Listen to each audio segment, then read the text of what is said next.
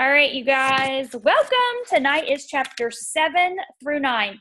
And like I told you before, of course, I've read this book a million times. These are my three favorite chapters. Three favorite chapters in the whole wide world. And if you have anything, of course, that you want to add, let me mute, make sure everybody is staying muted. If you have any questions or anything, see at the bottom where it says chat. You can type in where it says chat, and you can ask a question on the right-hand side, or if you want to put your input or anything like that, please put it over there in the chat, and then we can I'll go over, discuss it, whatever. And then at the end, I'll open it up like I always do, and you guys can feel free to share anything at all. But these chapters, I feel like, are the most important chapters in life. Chapter 7 is entitled Gratitude.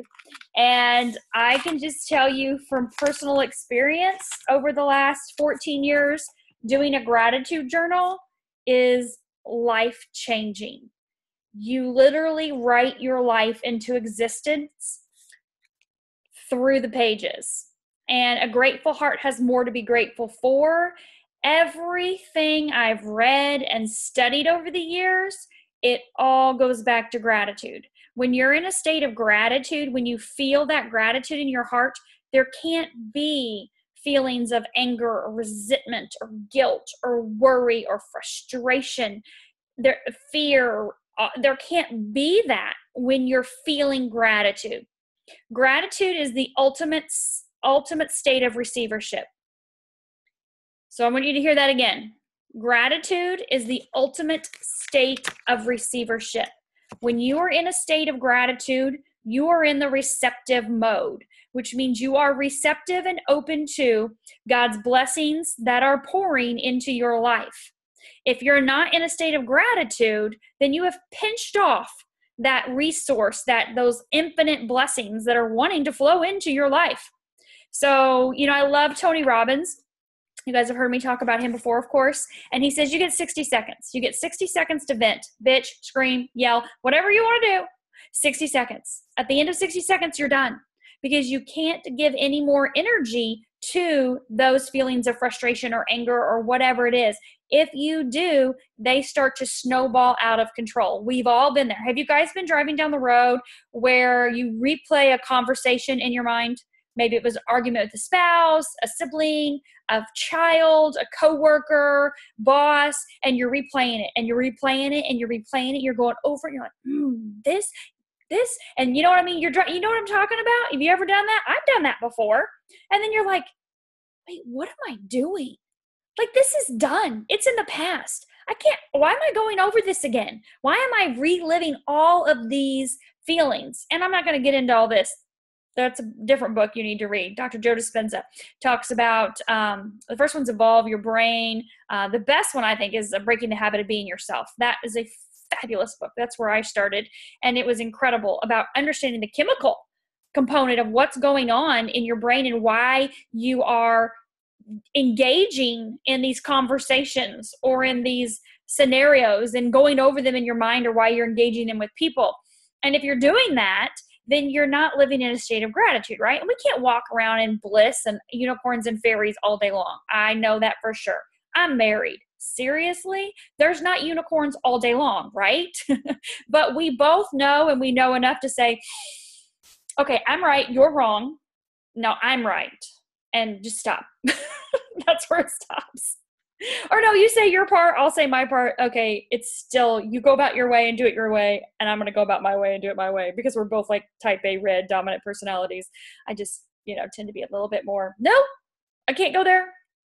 Can't have that energy in my life. Stop. Walk out of the room. I'm done. No more attention given to it. Move on. And then he'll take a deep breath and do the same thing. Yeah, we can't, we have disagreements. He's a man, right? I mean, seriously, he's a man. So we disagree. And of course, not everything's peaches and cream. But at the end of the day, I have to keep myself in a state of, as much as I possibly can, the feeling of gratitude and appreciation for everything in my life, living in the present moment, but yet grateful for what's to come as well, too, as if it's already done. And it's so cool when I get to have conversations with people and and they tell me, like, one of my girls just promoted to double diamond, and we up in New York, and we were talking on the phone last week, and she was like, Stacy, I could feel it. Like I could feel it. I could feel the shift inside of me. Like I just knew it. I knew it. I knew it. And she promoted to double diamond. And I said, do you understand that feeling that you had inside of you, that shift, that what you knew, like you could tell things were changing in your life, that feeling is what actually created it. Like you knew it was done before it was done, and that's what made it done.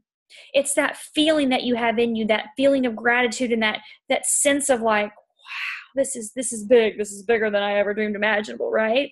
And so that's what we're going to talk about tonight. We're going to talk about that state of gratitude.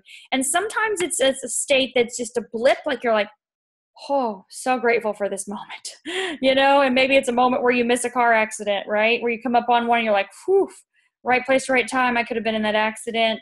Or maybe it's where you just had this feeling overwhelm of just, I'll never forget the day that I was able to quit teaching, and I was standing outside on the playground out back in our yard with Taylor and Trey.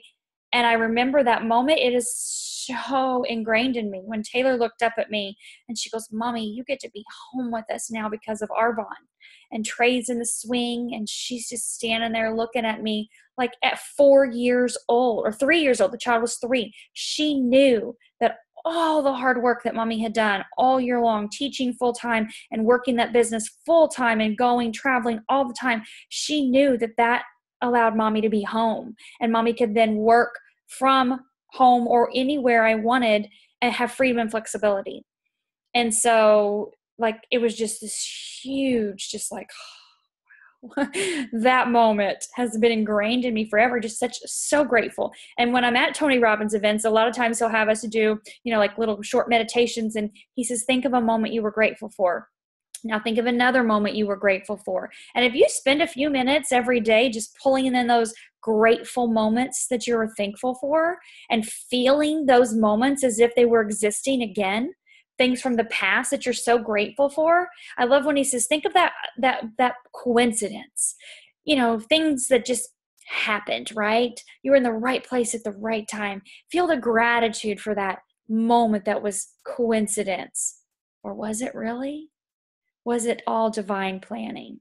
And for me, that moment is like the moment I went in to get a haircut at the salon, and I ran into an old friend that had been at my upline in Arbonne, and she ran in to get a bottle of shampoo at that moment.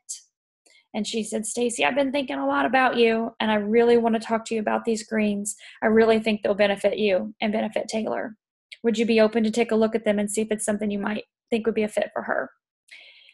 That moment, that coincidence, right place, right time, has radically altered my life beyond my wildest dreams. I am beyond grateful for that moment, because that moment shifted. Wouldn't I be open to do anything to help my child? Of course I would. Yes, I'll sit down with you and I'll talk to you about these greens. And me saying yes to that has led to infinite number of blessings. Countless, hundreds of thousands of people that I don't even know. I'm talking a lot this week about that ripple effect. And I can feel that ripple effect just going out.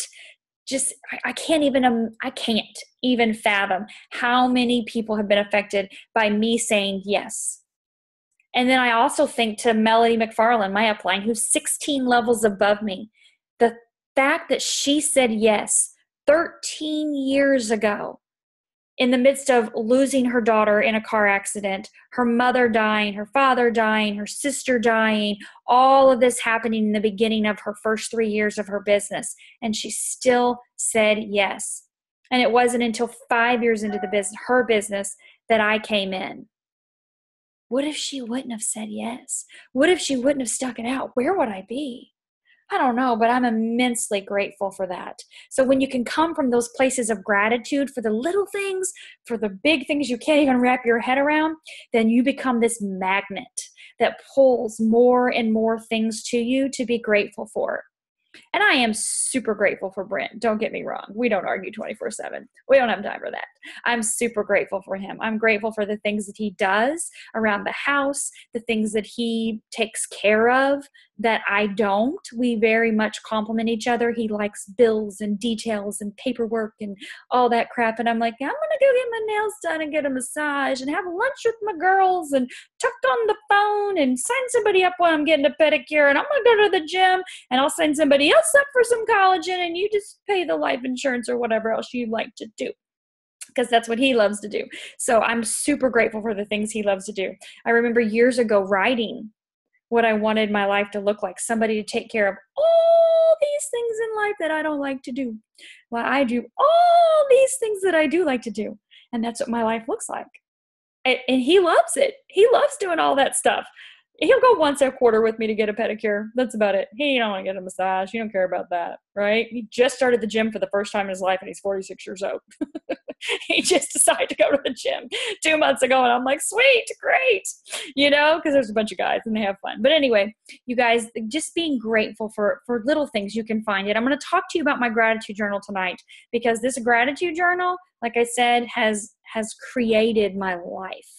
And if you want to create your life, the life that you don't even know you want yet, the life that you couldn't even imagine to be possible, you're going to start with the things that you do see in your life that you're grateful for. And you're going to start with small things that you could be grateful for that you don't have yet. And so when we talk about this, I want you to think about, just take a deep breath and just think right now of something that you're grateful for, something in your life that you can be grateful for. It could be the fact that you're on a device that has an app that's capable of watching this, right? My dad still has a flip phone.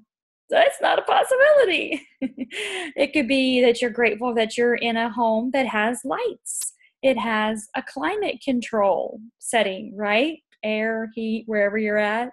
It could be that, that the weather outside was beautiful today, or that you had a vehicle that was full of gas that got you from point A to point B, or maybe you had a great lunch with somebody, or maybe you're grateful for, your child that came home that had a great report on their, great grade on their, whatever, their test or something like that. Or maybe it was a grandchild, or maybe you're grateful that your dog didn't pee on the floor. Okay, I don't know, but find something that you were grateful for today. And if you've got a pen or paper, just jot that down, something that you're grateful for from today. Because when I started my gratitude journal at night, that's where I start. I start with things that I'm grateful for. I go back through my day and think about what happened. What am I really grateful for that's happened today? And that's the first part of my gratitude journal. And then the last part of my gratitude journal, because I do 10 entries, 10 paragraphs. And the last part is things that I'm grateful for that I haven't accomplished yet, that I haven't achieved yet. It may be something as simple as setting up a one-to-one with somebody, or signing up a couple customers, or bringing in that rock star distributor, or, I don't know, losing 5 pounds, whatever, something that I want to accomplish that I haven't accomplished yet. And so when you start with those things that you already have to be grateful for, Andrea, you'll remember this. I remember back being grateful for the fact that my toes didn't fall off as we used to ground in the ice and snow every single night about midnight whenever it was the middle of winter. We didn't care. We grounded year round all the time together, and we'd go outside and stand in the ice with our bare feet for minutes. 3, 4, 5 plus minutes as we had our arms in the air, so grateful for God, for the blessings pouring into our life. We no longer felt our feet, but boy, I came back in. I'm so grateful they were attached and that I had heat in my home. That was like the start of my gratitude journal. And then it went from there and the blessings just poured in, right? So with that being said, I don't know, that just came out. I'm going to tell you guys this too. When I sit down to talk, when I stand, like the event I did last night, just a small part that I talked about my story, I don't ever prepare things that I'm going to say. I set my intentions that God is going to put the information into me and I'm going to deliver it. God, you put the words in my mouth that need to be spoken. I didn't earlier, a minute ago, when Brent had America's Got Talent on, and I'm listening to the little mini Janis Joplin girl, that's freaking incredible, talk about God, divine inspired singing there. I didn't think, okay, I'm going to talk about all these things that I just talked about. I literally sat down, opened the book, and just whatever came out, came out. So just so you know that, I literally just have the book in front of me with the highlighted parts that I have. But I feel like that's how I like to live my life when I speak. It's not me. I mean, sometimes I speak for me. Of course, I speak from who I am, right? We talk to you about Brent and our bills or our arguments or whatever, that's life. That's stuff. That's not God talking. That's Stacy saying, I'm in charge of this ship, right? You can sit next to me, but we're going forward. And that's not God. But when I sit here and I give you this information that just comes out and goes through, sometimes I get done, I'm like, wow, that was good. I should have wrote that down. Somebody needs to be recording me when I'm talking like this, because some of this stuff that comes out so awesome. But anyway, we're going to talk about gratitude now in the book. All right. So the first step toward getting rich is to convey the idea of your wants. I convey the idea of my wants in my gratitude journal. There is power to the pen. That's why I ask all of you to get the book and get blue ink and to write in the book, because there's power in your pen, okay? I underlined in this first part where he says, I should give some space to the discussion here and give you instructions, which you will follow them, will be certain to bring you in perfect unity of mind with the supreme power, which is God. So he's going to give you instructions here. There are 3 instructions. And I love this because in our business, there's 3 steps to success. And in here, he's giving you 3 steps. And there's another, probably my all-time favorite book is Dr. Joseph Murphy, The Power of Your Subconscious Mind. And he talks about the 3 steps for success.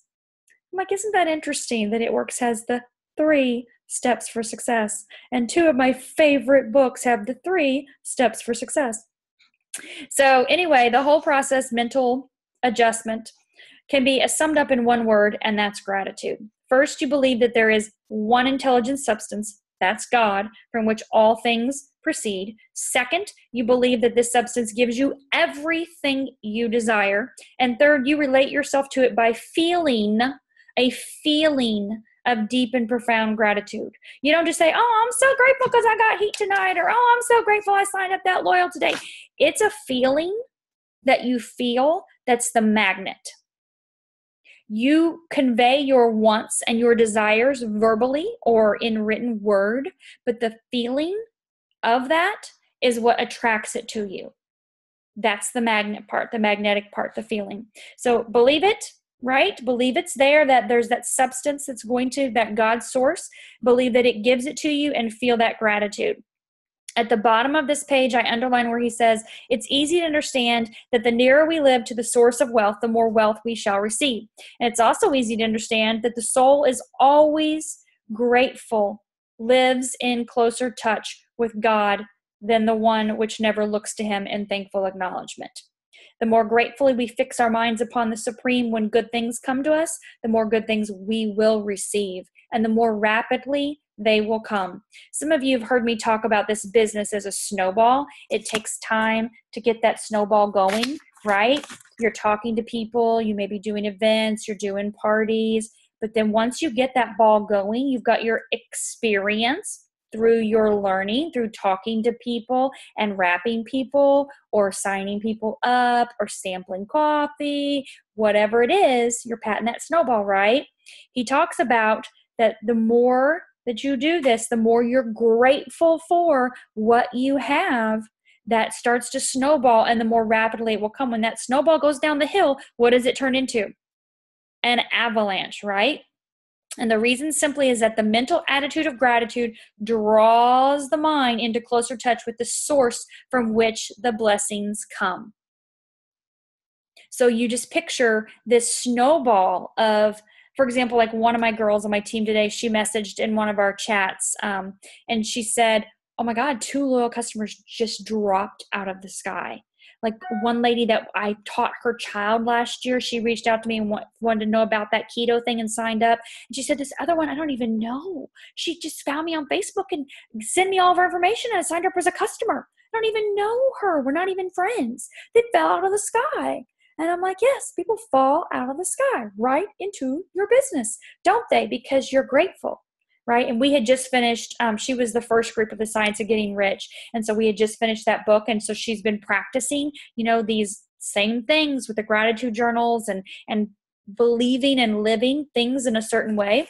And of course, things are going to start to improve, right? When you live from that state. Gratitude will lead your mind out along the ways by which things come. And it will keep you in close harmony with creative thought and prevent you from falling into competitive thought. Remember, we talked about that? There is no competition. There is no competition. Your competition is in the mirror. That's it. This success or failure is here. It has nothing to do with me. It has nothing to do with the fact, for example, there are 7 Ambassador Diamonds living within a 10-mile radius in my area. That would sound like there's competition, right? Number 2 income earner, Cassie Westland, just moved into Sarasota. She's going to take the whole market. That girl don't even leave her house except to go shopping and post cute pictures on Instagram like one day a week. That's it. Like, she doesn't leave her house. She works everything from social media. Her business is all over the place. She don't want to come to events. It's not her thing. She's like 12 years old. I don't know. I think she's 19. Maybe she's 20. But she's not building her business the same way we are, right? That I am, and which is totally fine. But so there's no competition here. Even the ones of us that do build belly to belly, and we do social media as well too, we're not competing against each other. We have totally different friend groups. We have totally different friends on social media. And there are over 1 million people in this area. Does that sound like there's competition? Like, we literally could all go around and sign everybody up here, and we could all still continue to make millions of dollars and be perfectly fine. So there's no competition anywhere, okay? Nowhere. We're all creating. Like I shared last night on the video, divine inspiration, that creative inspiration, that divine inspired action. That is when you're connected to source. When you're not pinched off, when you're not pissed off, that's what it makes me think of, pinched off and pissed off. When you're open to the abundance that's flowing all around you, you're open to it, then that's when that creativeness comes out of you and you get those inspired ideas. Or you think, I'm going to give her a Blitz card. I'm going to tell her I love her shirt. Those little nudges from God, those are the creative little things that create your writing, your gratitude into being. Okay? There's a law of gratitude, and it's absolutely necessary that you should observe the law if you are to get results you seek. This is at the bottom of the page, right down here. The law. There's a law. You know, like gravity, like it's not an option. It happens. We can't stop it, right? There's a law of gratitude. The law of gratitude is the natural principle that action and reaction are always equal and in opposite directions. The grateful outreaching of your mind in thankful praise to the supreme intelligence, which is God, is a liberation and expenditure of force. It cannot fail to reach that to which it is addressed. And the reaction is an instantaneous movement toward you. Draw nigh unto God, and he will draw nigh unto you. This is I don't know about you guys, but this part here is huge. That is a statement of psychological truth. And if your gratitude is strong and constant, the reaction in formless substance will be strong and continuous. The movement of things you want will always be toward you. Notice the grateful attitude that Jesus took, how he always seems to be saying, I thank thee, Father, that thou hearest me. Let me give you a little example. Alana, you guys know Alana Yerman, right? Probably most of you do. She double diamond, okay, in my business. She just promoted to triple diamond earlier this year. So she's double diamond. April, she goes triple diamond, okay? And things are going great in her business. Her teams are growing, but her volume is kind of staying around the same, which is fine. You know, she's a new organization. In June, the beginning of June, so April, she promoted April 30th. So May, she's officially triple diamond. Beginning of June, we go to New York. And I take my gratitude journal with me, right? Because I'm going to write my gratitude journal. That's what I do. And I don't care if I'm in a hotel. It doesn't matter to me. 2,000 miles away. That's what I'm going to do. And she's like, I just don't understand this gratitude journal. Explain it to me. So I sit there and I, give her 5 minutes. I explain it to her and I tell her exactly, I send her a little blurb. I copy and paste it. I said, these are your paragraphs. You do this one 4 times, this one 4 times, and then this one, 2 more times, and there's your 10. And here's how it works. So you guys, and I don't know, but I'm just telling you, I know, from June, so the rest of June, July, August, okay, so 3 months of consistent, constant, every evening, no matter what, gratitude journal. Her volume went from 30-ish thousand to almost $80,000 in volume. Now, how did her volume jump? Almost $50,000 over the course of those 3 months. Consistent effort in the place that it matters, and it's right here. A grateful heart has more to be grateful for. She couldn't physically work to bring in $50,000 in volume herself. That's almost $20,000 extra per month. Like, obviously in this business, we leverage our time, but how many people's organizations have expanded and grown because of her expansive gratitude? Obviously, it takes a team to make all this happen, but I'm just telling you that constant, consistent, strong gratitude is the most powerful thing in your business. You're going to work. Just like I said last night, you're going to work. We work. You're going to work no matter what, right? Unless you're on welfare and living off of the rest of us that are working. You're going to work. That's part of life. We're going to do that. Don't you want to do something that you feel so fulfilled at, that you feel so rewarded? You feel like you're being rewarded on a soul level because of the lives that you're impacting, not to mention your own, right? So that's just a perfect prime example of what can happen. She's never written in her gratitude journal before. I've talked to this child about it. I say child because she technically could be my child. She's younger than I am quite a bit. So I've talked to her about writing in a gratitude journal forever. She's a busy mom. She's got 2 kids, 2 and 3 years old. They're babies. I can't sit still. I'm like, do you want your business to grow? Then you're going to have to grow it from here. Because you can only physically do so much in a day's time. You're going to die. You're going to kill yourself because you can't work yourself to the bone. Remember Napoleon Hill? It's think and grow rich. We are going to work. We're going to have an action plan. We're going to follow the steps. And every book says that. You have to put forth the effort. You got to give God something to bless. But it's think, right? We're going to use our mind and our soul to put those two together, the brain and the heart together, coherence, boom. Explosive in your life, okay? You cannot exercise much power without gratitude, for it is gratitude that keeps you connected with the power. And then on that page, I wrote to the side where it says gratitude keeps you connected to the power. That's huge. The moment you permit your mind to dwell with dissatisfaction upon things as they are, you begin to lose ground. This is when you look around your life and you go, this sucks. My bills are not paid. Yeah, Stacy, you can sit there from your place of blah, blah, blah, and your little peachy life, and everything's great because you're living in Florida and everything's wonderful and your bills are paid for, blah, blah, blah, but I'm broke. Okay, well, that's because your mind is not in the right spot. You have to come from the place of gratitude with a feeling of what would it feel like if I wasn't? And stay consistent with that.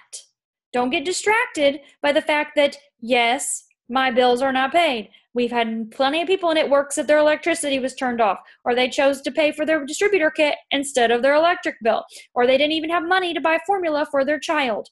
Where there's a will, there's a way. You've got to get out there and work. We know that. There's an abundance of people to introduce this product to. We know that. But your feelings, and I always say that people come from a place of inspiration or desperation. And I've seen both in this business. There are a lot of people that come from a place of desperation that they don't have a dollar to put gas in their tank. I have seen that so many times. So you take that desperation and you know without a shadow of a doubt that you will make it, that you will make that extra $500 you need that month to not only put gas in that car, to pay for the insurance for the car, and maybe even pay for the car payment for the car, right? Because you're going to feel that feeling, what it feels like, before you accomplish it. And you're going to stay consistent and constant with those feelings, even if it's a moment, just a moment each day, even if you take 5 minutes a couple of times a day, just to feel what it would feel like to drive in a car that was paid for.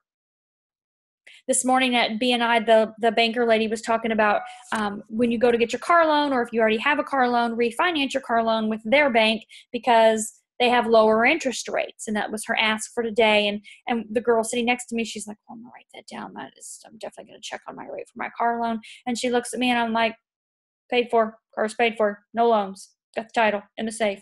Actually going to go trade that baby off on another one and pay the cash difference. So that's what you want. How does that feel to drive? It feels freaking incredible to drive a vehicle that's paid for. Sweet. It feels incredible. So feel it. If you can't feel it yet, find a way to feel it. Find a way to quiet your mind for 5 minutes to say, what would it feel like if this car was paid for? Maybe it's when you're driving down the road. What would this car feel like if it was paid for? How would I feel? Would you drive it crazier? Would you drive it safer? My mom got my car. She's like this weekend, Stacy, you don't have your oil change. Your lights are beeping. I'm like, nah, I got 25 more hundred miles. It's totally fine. I always take it up to 7,500. I've done 10,000 a couple different times. The guy's fine when I take it to the Valvoline place. He's like, it's okay. I'm like, I'm getting rid of it anyways. It's perfectly fine. Drive it like you stole it, right? That's what I was like. Joellen's like, oh my God. I'm not buying her car. Don't buy my car. I drive the piss out of the car. I love the car. And then I get rid of the car. Okay. So, I mean, it's taken care of. There's nothing wrong with it inside or outside. It looks immaculate, but I'm telling you what, I have got a lead foot. So that engine has had some heat on her. Okay. So at the bottom of that page, at the bottom where it says the creative power within us makes us into the image of that to which we give our attention. So what we give our attention to inside is what creates our outside. Also, faith is born of gratitude.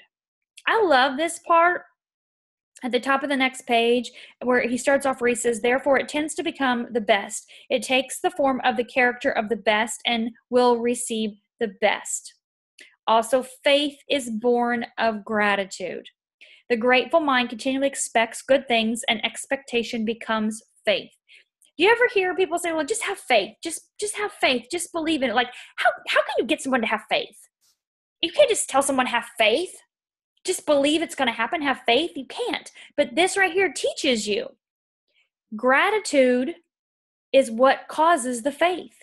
That grateful heart creates that faith. The mind that expects good things to come, that expectation becomes that faith and belief. Because I love the Hebrews 11:1, faith is being sure of what we hope for, certain of things unseen.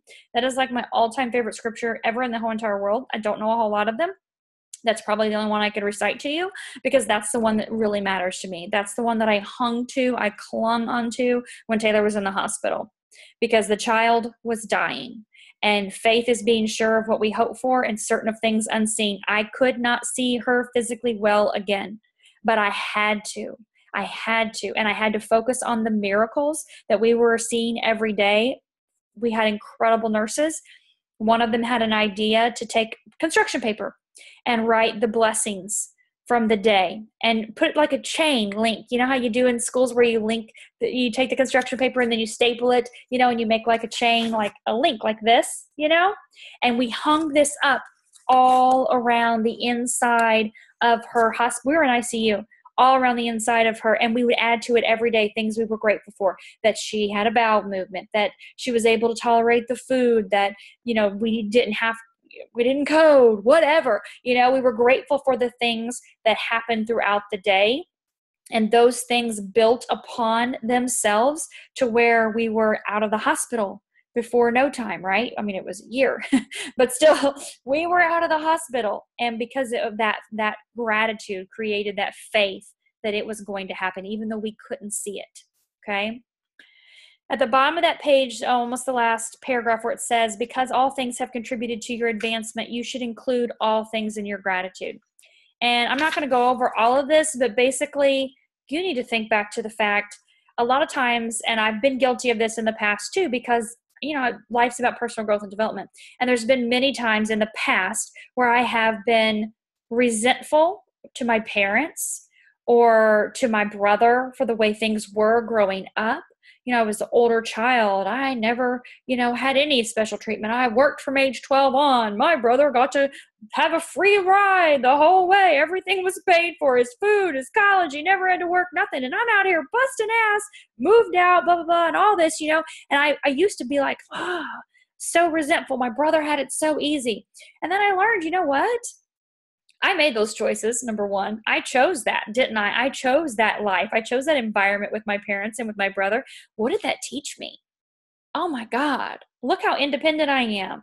Look how independent that made me. I moved out at 17 on my own, working full-time, going to college full-time, supporting myself, having the life. I had an incredible life as a kid. As a kid growing up, I realized how blessed I was. I read the book called The Confidence Code a few years ago on a plane trip out to Austin and back. And I was like, when I got home, I picked up the phone. I called my mom and I said, put Dad on speakerphone. I need to tell you guys, I am so grateful for my childhood. For the first time in my life, like I felt completely grateful about all of it.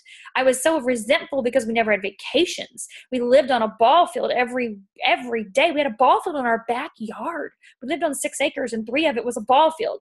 And so then we went to the ball field every day and I was like, I never got to go to Florida. I mean, I did with my friends as a teenager, but I never got to experience like the world because we were so focused on that ball field and becoming the best ball players ever. They thought my brother was going pro and I was, playing softball. My mom was my coach. And I look back and I went, whoa, like your consistent daily effort working with me molded me into this unstoppable, undestructible, super confident, super independent, gonna conquer the world, crazy ass bitch. Like you created me into this person. They did. They molded me into this super confident, like, boom, it's going to happen and I'm going to make it happen. I'm going to be the best because I had to be the best on the softball field. And I wanted to be the best. That welled up inside me like, I want to be the best player. I'm cleanup batter. I'm catcher. I'm pitcher. I can play the whole field. That's what they created me to be, which is so interesting because neither one of my parents are confident. They have such low self-esteem. It's insane. They don't conquer the world. They both sit back sheepishly. And I'm like, what is wrong with you people? Like you can do anything. You created me and my brother to be these super confident, successful entrepreneur business people, and y'all just had plain old jobs and like you're you're like way underachieving in life. But I'm super grateful that you helped us become super overachievers because wow, our lives would be so different if you hadn't have done that.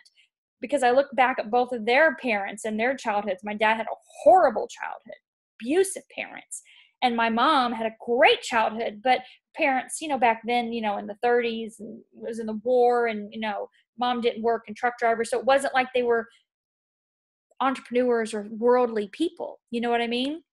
So I'm super grateful for my parents and what, because of the personal growth and development I've done over the years, I've seen that and I went, wow, how incredible is that? Right? Oh, so I love this part at the end of this chapter where he says, God has worked a long time and very patiently to bring us up to where we are in industry and government. And he is going right on with his work. Okay. So just stay out of all of that. Stay out of the craziness in life. All the politicians and all he talks about the industry and, all this can be like, you can go down that rabbit hole and it takes you out of state of gratitude. Remember that they are helping to arrange the lines of transmission. So don't be mad at them. Don't be upset about what's going on in our government. I mean, yeah, there things are going on all over the world that are crazy. And I'm not saying be oblivious to it all, but I'm saying we're in a free country, right? Which is super incredible. This is allowing you your riches to come. So be grateful for it. Be grateful for the country that we live in, the freedom that we have. I was at one of Taylor's therapies today, and the lady was telling me her daughter just got married last year to a man from Scotland. And at age 10 in his stocking, Dad gives a bottle of scotch because that's what you give your 10-year-old son for Christmas. It's a bottle of scotch. And then he has son try heroin, and he has son try opiates, and he has son start smoking marijuana and tripping acid. And like, I guess I didn't know it, Scotland was the world's worst for drug addiction and alcoholism, and they start their children young on all of this. And I'm like, what? And he just, obviously they got married, they've been dating for 5 years, and so now he's a US citizen and are working on that and getting that. So how incredible. I mean, I know we've got craziness going on in our country, but we don't have, I mean, we do have craziness and all that.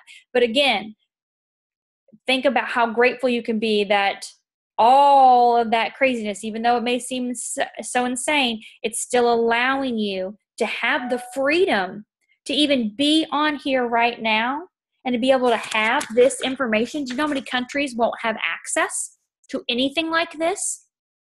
How many countries don't have access? People don't have access to educate themselves. They can't even get a simple education, let alone a self-education. They don't even get to go to school. They don't even have running water. Like, we're super grateful in this country for everything. So all the craziness that some people may think is going on in government or in our society or even in our cities or communities, it still allows the way for us to be able to obtain our riches. So we have to be grateful for that. Okay. Did you guys have any questions, comments, or anything about chapter 7? Okay. You can pop it over here on the side. All right, chapter 8. So he tells you to turn back to chapter 6 and reread again the story of the man who formed the mental image of his house and then realized, I need to go back again. I got a rug. Great. I got a stove. Great. What else can I have? What else can I create? So hopefully you went back and reread that. But you must form a clear and definite mental picture of what you want. This is another thing the gratitude journal does for you. A clear and mental picture of what you want. If you don't know what you want, it's like walking into the store, into Walmart, and I don't know what I came in here for. I don't really know what I want. You're just walking around aimlessly. Like, picture if that was your life. You're like, well, I haven't really decided what I want yet. Where do I want to live? What kind of clothes do I want to wear? How much money do I want in my bank account? I don't really know. I guess I'll just walk around here aimlessly until maybe I find something to pick off the shelf. Right? So we've got to be real clear and definite about what we want. And that's what it does. The gratitude journal does. If you're going to send a wireless message, I love this part, to your friend, would you not send the letters of the alphabet in the order and let him construct the message for himself? Nor would you take words at random from the dictionary. You would send him a coherent sentence. This is like hilarious, you guys. Can you believe this was back in the early 1900s? So this is him saying, if you want something, you better be real clear about it. You can't just throw letters out there on a paper and hope somebody to figure out the message you were trying to send, right? When you try to impress your wants upon thinking substance, remember that it must be done with a coherent statement. Coherent statement. So this is my gratitude journal right now. I've had a million of them. I've got all of them. I keep all of my gratitude journals. But I was writing in my gratitude journal the other day. Let's see, what is this? This was last night. That was last night. Yeah. Okay, so I wrote down in here that, let's see, where's it at? I was talking about the cookbook. You guys saw my post about the cookbook. I was writing about, oh yeah. Okay, so the night before last, I was writing about being so happy and grateful for the vegan cookbook, vegan keto cookbook that I'm writing, that all the information just flows out effortlessly, that everything that's supposed to be in the intro part of this cookbook just comes right out onto the pages, okay? And boom, I sat down yesterday, the day after I had written that, 2 hours, 13 pages flew out. I wrote them handwritten, 13 pages in 2 hours. I was just like, boom, all this stuff just came flying out. But I had wrote about it in my gratitude journal. I'm grateful for it, and I want it to be divinely guided, divinely written. Please and thank you. Bring it in and throw it on the paper, right? I know it's here, right? And there was so much more that came through that I didn't even realize was going to come through. So coherent statement. Be coherent. Be specific in your journal. You can be vague too. There's nothing wrong with being vague, but you better bring some things in that are specific. On the next page, I love this part. where he says, you must no longer lose sight of it. Then the helmsman loses sight of the compass. It is not necessary to take exercises in concentration, nor to set special times apart for prayer affirmation, nor to go into the silence, nor to do occult stunts of any kind. Some of these things are well enough, but all you need is to know what you want and want it badly enough so that it will stay in your thoughts. This is what I tell a lot of people that are interested in promoting and growing their business or obtaining something. You have to become obsessed. And that's what I wrote in the side over here. You have to become obsessed with what you want. And I don't mean obsessed in a bad way, like you let everything else go in your life and nothing else matters. I mean obsessed like it consumes your thoughts. You think of this morning, noon, and night. It's in front of you. It's always on your mind. You can feel it at different times throughout the day. You don't, like he said, you don't have to sit there and, right? It's just something that you become obsessed with. It's no different than the house I'm living in right now. Before I was living in this house, as soon as we moved to Florida, the house that we built was not going to be our forever home. It was not big enough. I became obsessed with the exact floor plan that I wanted. I'd been in a million model homes in the first 9 months we were here, and I knew exactly what I wanted. And I wanted it for X amount of price. And I remember writing and writing. I took a house plan that was the identical main floor, but it didn't have an option. Joellen, it was the Mercedes 5. It didn't have the option for the bonus room back then. And I love that floor plan. But there was no bonus upstairs, and I wanted the extra 900 square feet upstairs. And it didn't have the lot. We wanted a half acre at least. And so the lot wasn't big enough. And the price of that home was $200,000 more than I wanted to spend. So I wanted a bigger lot, an extra 900 square foot upstairs with all of that for $200,000 less. And I remember there's a book called Dr. Joseph Murphy's book, Your Infinite Power to Be Rich. And so there's certain things in there that I wrote all over the house plans, all over those plans that we met with that lady at that subdivision that Joellen lives in. And I just, that's it. And it was set right there in the prosperity corner of my house, actually on this ottoman that's right in front of me right now at that house that we lived at. And I just, every night before I would go to bed, I would write my gratitude journal and I would feel it. It's there. It's coming. I know it is. It is. It is out there. And what's really interesting, to wrap this up, because I'm telling a lot of stories tonight, but I don't know why they're flying out of me, but to wrap this up, so we decided in September, that's fine, we'll just stay here. We'll pay this house off in the next year. Not this one here, but the one we were living in before. We'll just pay it off in the next year. We'll just stay here and we'll be fine. We can deal with it. It was too small, but we could deal with it. And we'll find something whenever we find it. Literally, it was like we let it go. We're like, okay, whatever. The next day, one of Brent's friends called and said, buddy, you got to get out to the subdivision. Like they've opened up a new section and I think they've got the perfect floor plan for you guys that you're talking about. And Brent, I remember him telling me, it was on a Thursday, and I'm like, yeah, whatever, go ahead, go on out there. He calls me, he's like, oh my God, there's lots on the lake. There's only 2 left. They just opened them up. The floor plan is perfect. Oh my God, you've got to see this. And I'm like, all right, let me load the kids up. We've been down this road before. So I truck on out there, the subdivision where we're at right now. And I'm like, oh, this is it right now. This is it. Done. I signed the papers immediately. And he even told me, he said, I look back to that. Like, he goes, I wouldn't have made that decision that quick. Like you're like, we're done. It's done. Signed, bought, lot 5, done, gone, ours.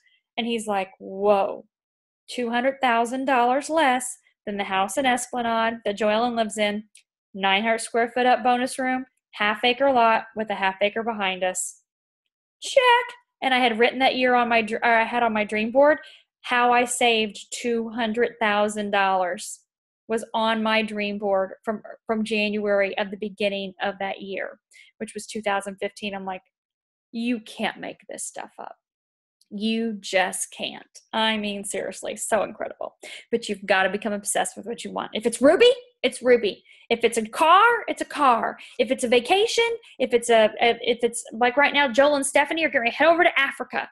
You better believe they got to be obsessed with going over there to help those children, or they wouldn't be doing it. Like they're getting shots right now. I'm like, I'll donate. I don't think I'm giving shots. I'm not at that point in my life right now where I'm getting shots to go over to Africa and live with spiders. I can't do spiders, but I can donate. I'll donate.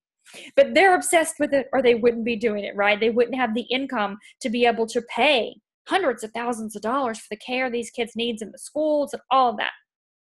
So at the top of the next page, the top of the page, I started like 3 things real quick. So the methods set forth here are for people whose desires for riches is strong enough to overcome mental laziness. We have no time for that. And the love of ease, and to make them work. So some people just want to live in their comfort zone. Some people just want to sit back. They don't care. Whatever. Okay, that's not who you're looking for, right? That's not who you are, or you wouldn't be on here. And those are not the type of people you want to surround yourself with. You want to be with people that want to be somewhere. They want to go somewhere. They want to improve themselves. Something more is necessary, however, than merely to see your picture clearly. If that's all you do, well, you're just a dreamer. You'll have little or no power for accomplishment. Behind your clear vision must be the purpose to realize it. So this is huge. To bring it out in tangible expression. And behind this purpose must be an invincible and unwavering faith that the thing is already yours, that it is at hand, and you only have to take possession of it. So live in the new house mentally until it takes form around you physically. In the mental realm, enter at once into full enjoyment of the things you want. Whatsoever things ye ask for when ye pray, believe that ye receive them, and ye shall have them. Believe that you receive them, and you will have them, says Jesus. See the things you want as if they were actually around you all the time. See yourself owning and using them. So it's not just for me to think about it. I want this promotion. I want that $5,000 bonus. That's not enough, right? You have got to have that purpose behind it and that unwavering faith.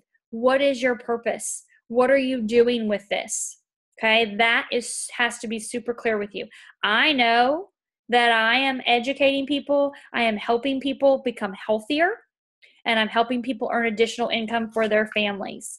I know why I'm here. I'm here to teach, okay, to educate people, to inspire people, to show people by my life that anything is possible. Because if I can do it, you can do it. I'm no different than you are. I'm just a person, right? You're just a person. It's our choices. And so I'm showing people that, opening that door, hopefully, to them choosing other choices, right? With unwavering faith that it's coming. Make use of the imagination just as you will use them when they are tangible possessions. Dwell upon the mental picture until it's clear and distinct, and then take that mental attitude of ownership toward everything in that picture.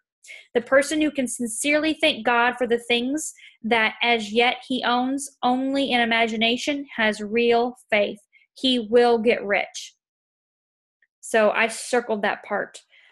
And I starred the part where it said your part is to intelligently formulate your desire for the things which make for a larger life, and to get those desires arranged in a coherent whole, coherent brain, heart, whole, and then to impress this whole desire upon God, formless substance, which has the power and the will to bring you what you want. You do not make this impression by repeating this string of words over and over and over again. You make it by holding the vision with unshakable purpose to attain it, and with steadfast faith that you do attain it. The answer to prayer is not according to your faith while you're talking. I love this part, you guys. But according to your faith while you are working. Like, if I can not say this 50 million times, action. God blesses your action. So you can talk about it. You can pray about it in your quiet time, or you can pray about it at church. You can journal it, which you should do all of those things. That's fabulous. But he blesses the work. He says, oh, you're out there helping people. You're making a difference. You have integrity. You have honesty. You have commitment. You have perseverance. You have drive. You have confidence. You have belief. You have faith. Even though you don't fully believe you can totally do this, you have faith because other people have done it. You believe you can do it too. You have faith in God. You have faith in the process. You're trusting the process. And what's cool And this is where confidence comes from. One of the ways. It comes from you doing this and following this and seeing it work. It comes from you putting an entry in your gratitude journal and watching it magically happen in the days to come or weeks to come. I'll never forget the time that I can see the journal right now. I know exactly where it's at in my office, where I had written in the top corner at the beginning of that month. We were meeting at Panera Bread on those Monday mornings, and I had written, and that morning, it was February, that I was going to make $22,000 that month. And I'll never forget the moment that I was in Indianapolis. We were going to have a huge team celebration for all the promotions that had happened. And I remember seeing our commissions post. And Britt and I were sitting in the hotel room getting ready to go to the grocery store and get everything for this. We had a huge suite we had rented. And I look at my commissions and it was $22,000 and some change. And I went, whoa. And I grabbed my gratitude journal because, of course, I have it with me. It didn't matter if I'm out of town. It didn't matter. It's with me. I'm going to write in my gratitude journal every day. And I flipped to it and I was like, look at this. In this corner, I had written $22,000 weeks before that. And here it is. There's no way you can calculate your commission when you're making that much money. You just can't. It's not possible. And he's like, whoa, that was powerful. What are we going to do next week? Or next month? What are you going to write next time? I'll never forget. It was like to the T. I mean, he's like, is this even real? Is this really going to like that? For him, his whole thing was, when you make more than $20,000 a month, I'll retire. I'll shut down my companies and my business. I'm like, dude, you're not making $20,000 a month. What are you talking about? Yeah, but that's the number I think. When you make that, then I feel like we'll be comfortable enough to be able to, we'll be able to be okay without me doing everything if you're making that. So the number just kept going up and up and up every month. And he's like, yeah, shut it down, shut it down, shut it down. Sell this, sell excavation, get rid of construction trucking, get rid of all these employees. He went from 50 employees to 2. I'm serious. Over the course of that year, he's like, wow. Yeah, working. I was working. I'm still working, obviously. But working is what God blesses. See it at the bottom? Working. Okay. So you make it by holding the vision with unshakable purpose to attain it, and with steadfast faith that you do attain it. The answer to prayer is not according to your faith while you are talking, but according to your faith while you're working. That is so important. And then I starred the part where he said oral prayer is well enough and has its effect, especially upon yourself, in clarifying your vision and strengthening your faith. But it is not your oral petitions that get you what you want. In order to get rich, you do not need to have a sweet hour of prayer. You need to pray without ceasing. And by prayer, I mean holding steady to your vision with the purpose to cause its creation into solid form, and the faith that you are doing so. Believe that ye receive them. Once you've clearly formed your vision, the whole matter turns into receiving. When you have formed it, and it's well to make an oral statement addressing the supreme in gratitude. Remember earlier I had said, when you have that, when you in that state of gratitude, that's the ultimate state of receivership. That's it right there. Like this part right here, this is so key. That you understand that pray without ceasing doesn't mean that you're on your knees 24/7. It means that it's a feeling, something that's coursing through your body all the time. That obsessed is pray without ceasing. That's what that means, right? And then the last part, the last paragraph where it says, imagine an environment and a financial condition exactly as you want them. And live all the time in that mental environment and that financial condition until they take physical shape. Mind, however, that you do not do this as a mere dreamer and a castle builder. Hold to the faith that the imaginary is being realized and to your purpose to realize it. Remember that it's faith and purpose in the use of the imagination that make the difference between the scientist and the dreamer. And having learned this fact is here that you must learn the proper use of the will. Andrea, should the gratitude journal be a thing we have already obtained or things we are going to obtain? We're going to talk about it here in just a second, okay? So let me wrap up chapter 10, or chapter 9, so I can talk to you about the gratitude journal. So on this chapter here, I love where he talks off saying to set about getting rich in a certain way. You do not try to apply your willpower to anything outside of yourself. You have no right to do so anyway. It's wrong to apply your will over other men and women in order to get them to do as you wish. You're never to push your willpower on somebody to join you or to buy from you. We don't need to do that, right? Because if we are in that state of gratitude and receivership, those people fall out of the sky. They come into our business. We're out there working, and they are there to be a part of what we're doing, right? Because we're in the receptive mode, okay? Prayer ceasing, yes, is in the Circle Maker. Love that book too. Okay, so make sure that part you guys have read over that. On the next page, I underlined where he said, to get rich, you need only to use your willpower upon yourself. There you go. I can't tell you how many people over the years have said, well, Stacey, I just don't have the willpower you do. I'm like, well, then you just don't have any really goals and dreams, and you're lazy. You just don't focus. You don't know what you want, and you don't, like he said, mental laziness. You're content to just be content. I'm not. I'm here to grow. I'm here to learn. I'm here to experience. I'm here to contribute. I'm here for the long haul to experience all that this world has to offer. I've said that from day one. Somebody said the other day, you're going to be 1,000 years old. I'm like, I probably will, right? Didn't know I'll live to be like 800 something. If he can be 800, why can't I be like 1,000 something?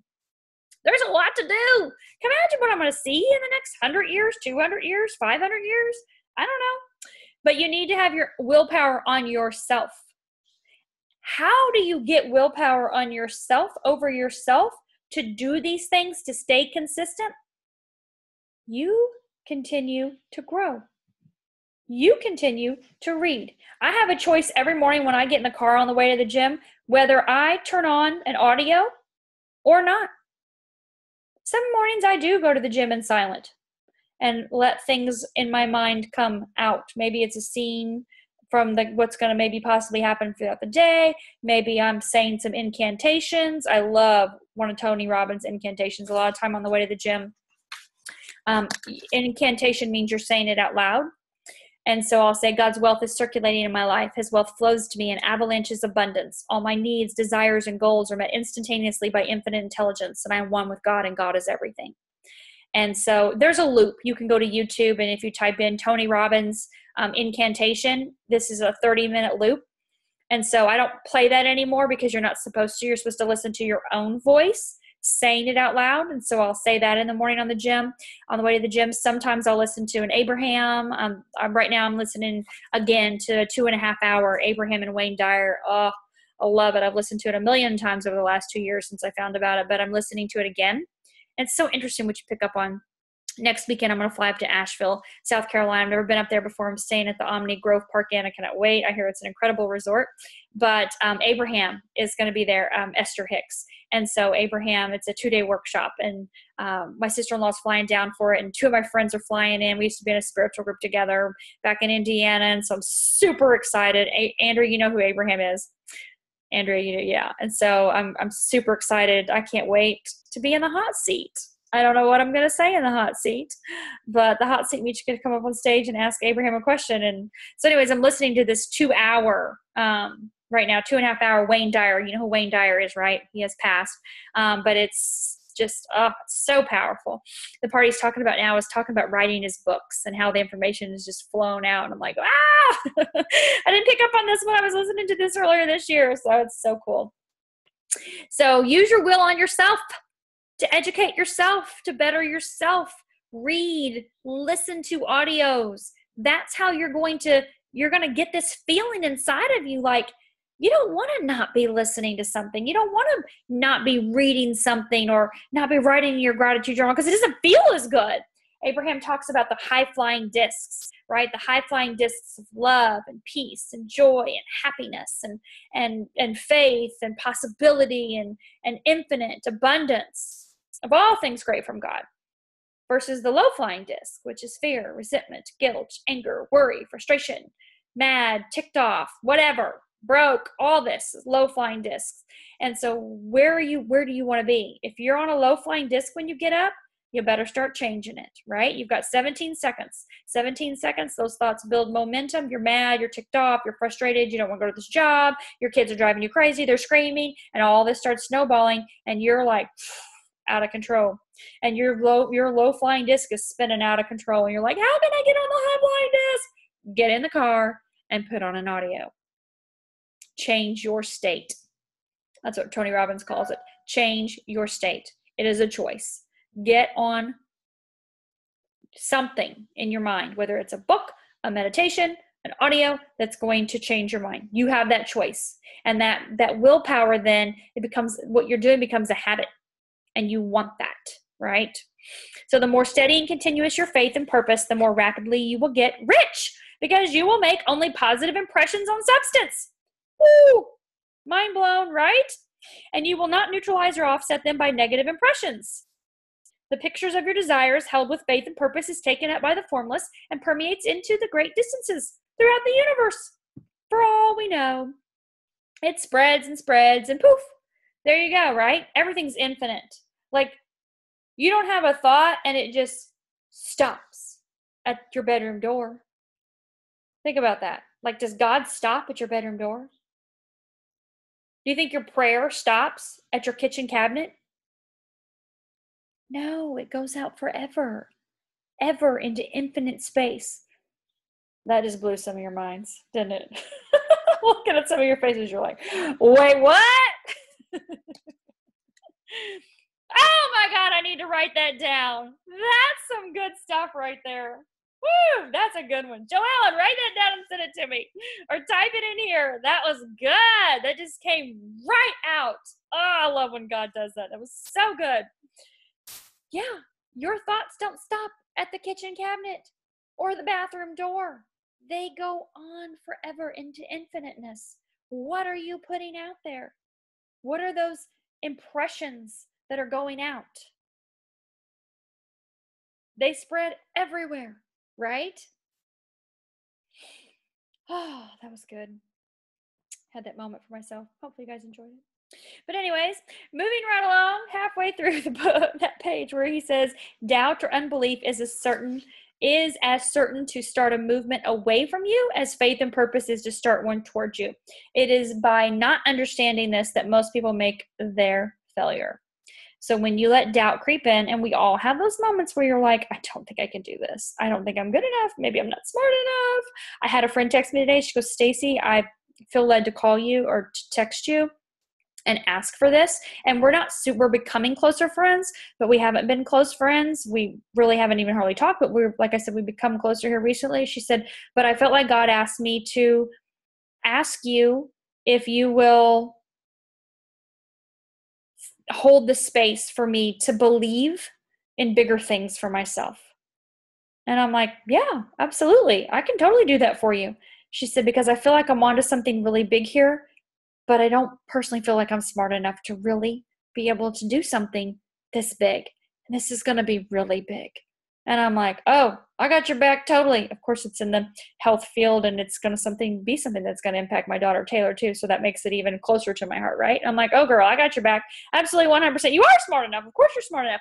But I'll make sure that I'm asking God for those little things that pop into my mind, or those little moments where that I don't know what she's putting out there that's going through her kitchen cabinet, that's going through her bathroom door, but that comes to me and says, oh, Stacy, send her a little message. Send her a little positive re-encouragement. Or you see a little picture on Facebook of something, tag her in that.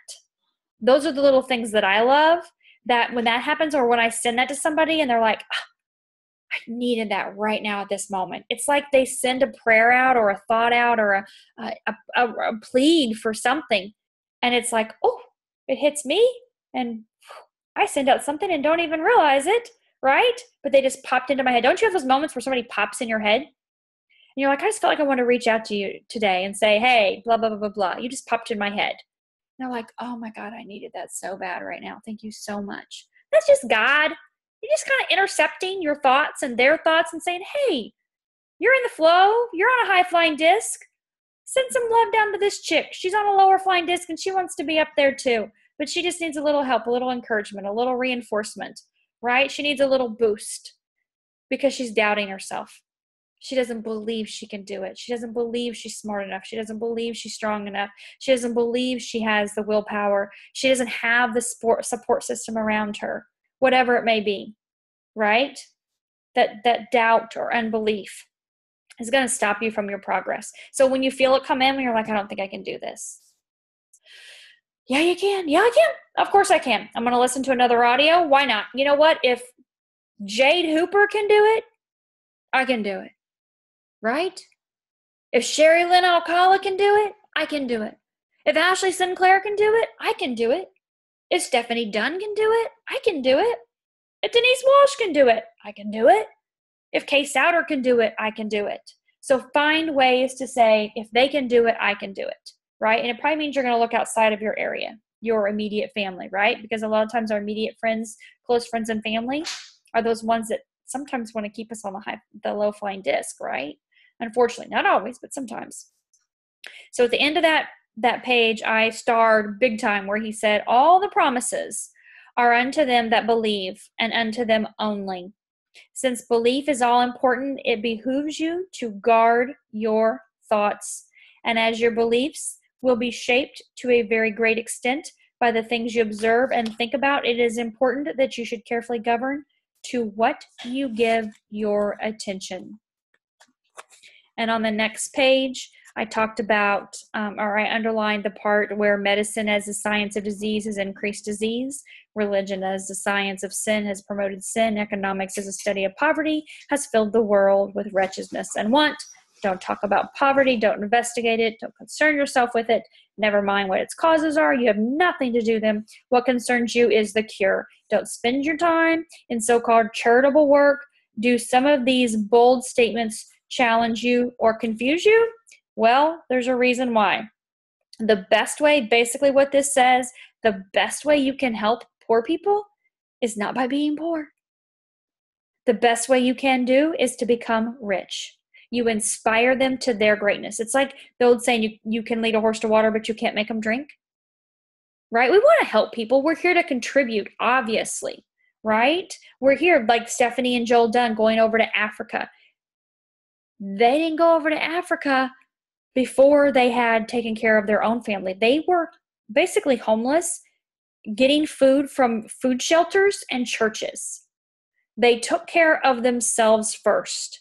They worked their business 24/7 around the clock, taking care of a daughter. Stephanie's husband, before Joel, he had died. And so her daughter's with another, her dad, obviously, Taylor is her name too. And so Joel is her, obviously, like now, father. But they had a child to take care of, right? So they not only didn't have food for themselves, they didn't have food for their child. And they're standing in lines at shelters to get food. They found it works and got to work. Now look at them. They're feeding children in third world countries. They're building schools. They're providing medical beyond imaginable, right? And I'm just talking about just these two people. But they helped themselves first. They didn't concern themselves with the fact that they were broke. They had no money. They had lost everything. They focused on what could be, the faith that God would provide, and they were going to go to work, and that action would be blessed. So you can help people whenever you get there, but you can't concern yourself of that at this time. So what tends to do away with poverty is not the getting of pictures of poverty into your mind, but getting the pictures of wealth, abundance, and possibility into the minds of the poor. How many people do you know that didn't have money, that maybe through this business or something else, you've inspired them to become a better version of themselves, and they have improved their financial situation? Tens of thousands of people, for me personally, over the last 14 years.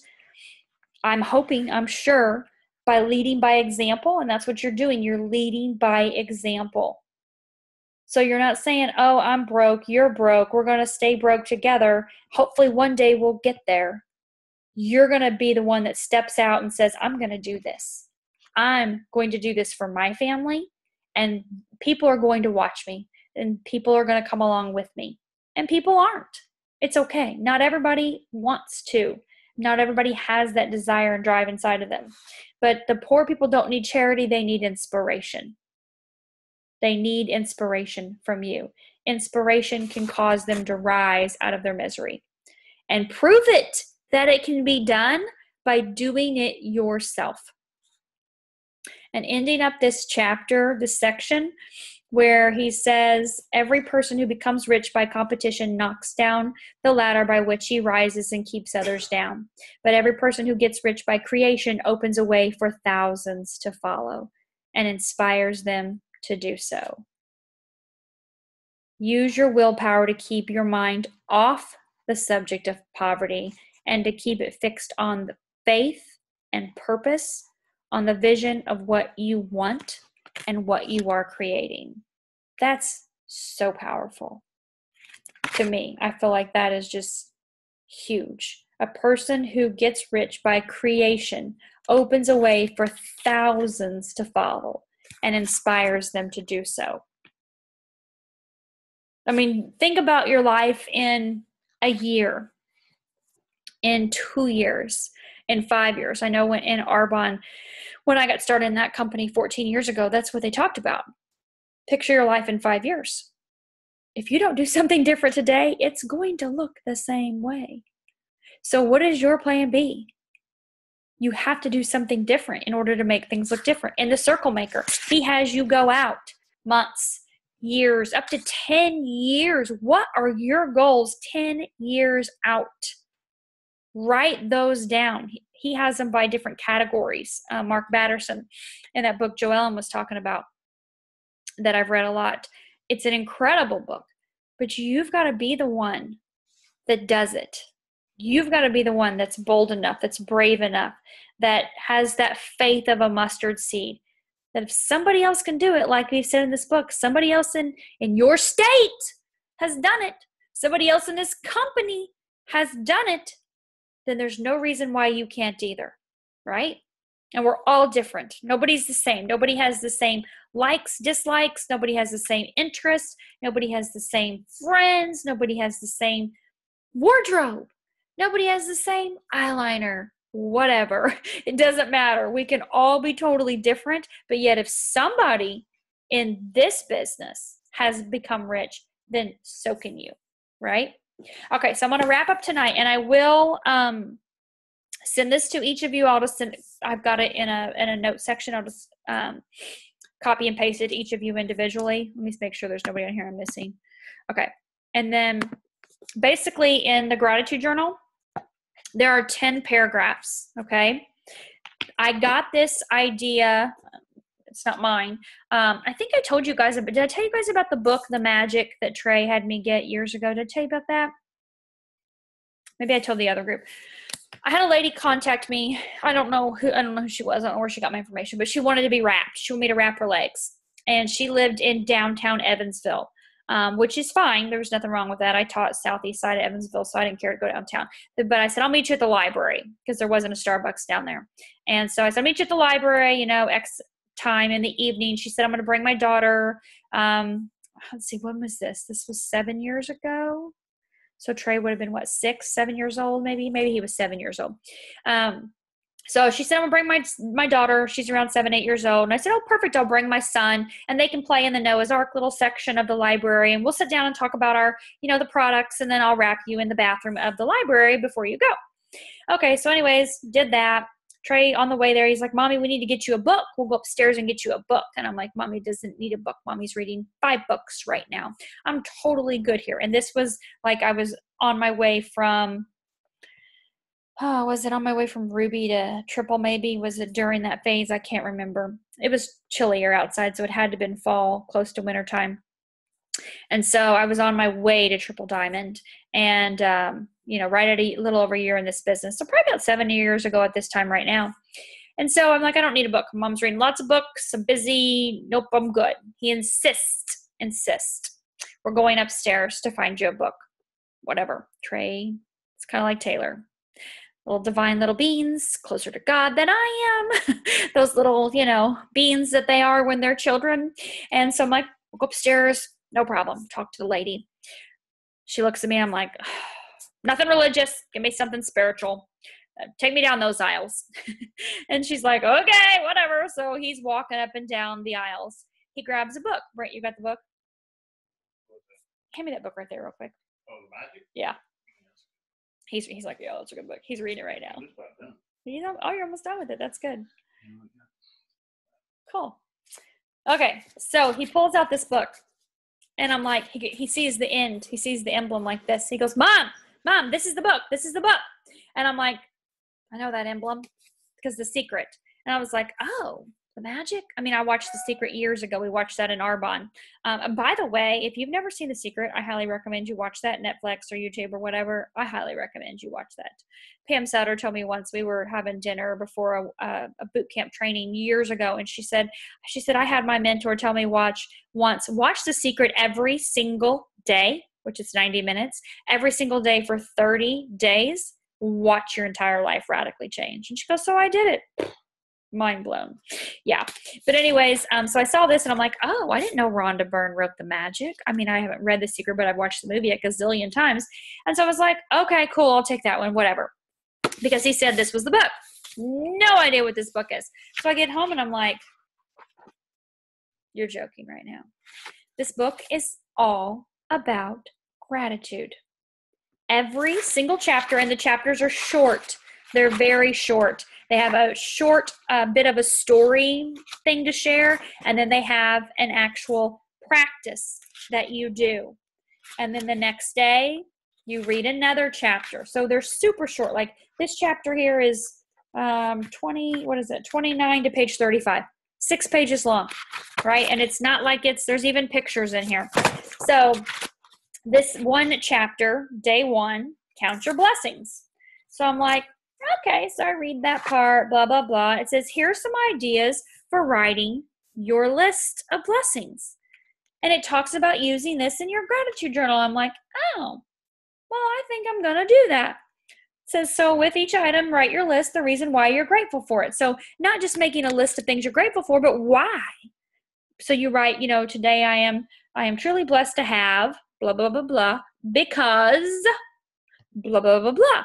And you have that feeling of gratitude and that thankfulness for whatever this is. So I'm truly blessed to have air conditioning right now because it's flipping hot outside. It could be something that simple, right? It could be something as deep as, a personal goal that you have. It can be anything. There's no judgment. But I started 7 years ago writing in my gratitude journal this way. 4 paragraphs, 1, 2, 3, 4. You do these 4 again, obviously with different things, right? And then you do number 1 and 2 again. So a total, it's Rhonda Byrne. It's a total of, and I have to say this, so The Secret is this. The book, The Secret, and the movie, The Secret, is from this book. She took in 2003, I think it was, this book, got her hands on it, and turned it into The Secret. That's it. The Secret's not like this new agey, crazy, weirdo genie in a bottle stuff, even though there's genie in a bottle there, right? It's this. It's this in a more up-to-date, current version that people can relate to a little bit more, right? Because sometimes the words in here, the certain way, the formless substance, like we don't talk like that anymore. The stuff that I love to read that's old, I love Florence Scovel-Shinn. This stuff's hard to understand. Dr. Joseph Murphy, you're like, wait, what? Napoleon Hill, Think and Grow Rich? All right, let me listen to that audio one more time. What part did he say? Because it's not the way that we read or listen to or speak today, so it's very different. So it's not new agey.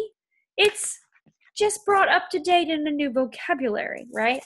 This book, The Way to Write in the Gratitude Journal, I have, I don't know, probably hundreds of journals. And I keep all of them. I have written my life into existence on the pages of these journals through gratitude. And gratitude for what I currently have. And this is the key. Like I said before, that grateful feeling of what you have before you even have it. I remember just sitting in a chair in Indiana, closing my eyes and taking a couple deep breaths and seeing myself on stage. It was like I was in the audience and I could see myself on stage and I could see Mark Pentecost and Pam Souter congratulating me for being promoted to Triple Diamond. And I could feel that feeling, just a blip of a moment of that feeling of what it felt like for them to congratulate me and hand me that microphone to speak. And back then they would give a Triple Diamond microphone. Now it's like, oh, Ambassador Diamond only. But back then, way back when, 7 years ago, they just would give it to you because we only had like 1 or 2 or 3 back then. I was the only one to promote to Triple Diamond in December of 2011. Nobody else promoted that entire month. Everybody else was, I don't know what they were doing, partying. I'm like, no, I am going triple. We are getting this done before this year's over. And I remember the CFO of the company, Doug Nooney, being on the phone with him. We had went to Louisville to go celebrate New Year's Eve in Louisville. We loved to go to Louisville, eat at Jeff Ruby's. We canceled our dinner reservations. The computers were backed up, backlogged, couldn't get in to place orders. I'm on the phone with Doug and he's like, Stacy, just email me everything. I worked until 1 o'clock in the morning emailing him everything. Brent ended up ordering pizza and having pizza delivered that New Year's Eve. But I was on the phone again with Doug at 8 a.m. He's like, tell me what needs to be done, what didn't happen, what you want, and I will make it all happen. Because I'm on the phone going like, I'm emailing, the computers are locked up, things are not working. I'm like, all this stuff needs to be moved and transferred and these people, blah, blah, blah, blah, blah. Charts everywhere, right? I'm going Triple Diamond. He's like, no problem, we'll fix it. We'll make it all right. Way back when you could talk to the CFO, right? So anyways, you guys, a lot of it has to do with the gratitude journal and being grateful for what you have before you have it. That really, truly grateful feeling as if it's already accomplished. So this just fell out of my book. I had a lot of stuff that I put in this book, but Brent's taken most of it out, but this just fell out. So I'm going to end tonight by reading this to you because obviously somebody needs to hear it or it wouldn't even been in the book because the rest of the stuff's been taken out. The moment that judgment stops through acceptance of what is, you are free of the mind. You have made room for love, for joy, and for peace. Eckhart Tolle. There you go. All right, you guys. So we will end tonight. I appreciate you too, Denise. Thank you. I will copy and paste and send you through Messenger the 4 statements. And again, those 4 you're just going to do twice, and then you're going to do the first 2 one more time. So it's a total of 10 paragraphs. And your paragraphs don't have to be super long. Some nights I write, and other nights it's like, boop, real quick. I'm super grateful for my dog, Chippy. She just turned 9. She's alive and healthy. Yay! There you go. You can be that silly with it. It doesn't have to be all serious and goal and focused and oriented, right? Unless you're a red personality, and then it's all about accomplishing goals and moving to the next level in everything in life. All right, you guys. Gayla, I will send you the recording, girl. You guys have a fabulous evening. Thank you for being on here and bearing with me through all the stories that just came flying out of my mind today.